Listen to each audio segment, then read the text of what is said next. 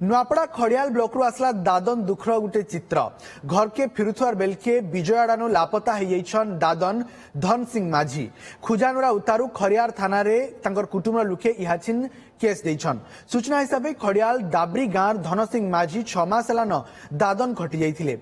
खमतराई गांव सरदार संगे से आंध्र जाई इटा भाटी रे काम करथिले।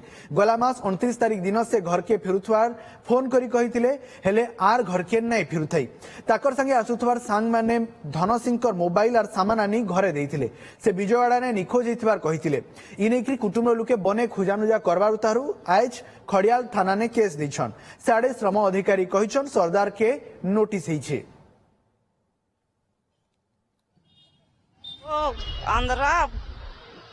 आंध्रा जैथिला आज्ञा मोर पो हजी जैसे जैसे तिर लगी आका मुई तार चीन देखमी की सुनमी बोली करी आशीष आज्ञा डीजे बेड़ाती उतरला उतरी दाला बोली करी लोग कौसत से लोग मन के डके देकर पसरे देखु सुनजे नहीं जानू ना खाली उतरी दाला बोलू सत मोबाइल जे आनी देले बेग पतर जे आनले आर से माने केने गला সেটা অ্যাকচুয়ালি নিখোঁজটা তো পুলিশরে হি দেওয়া কথা।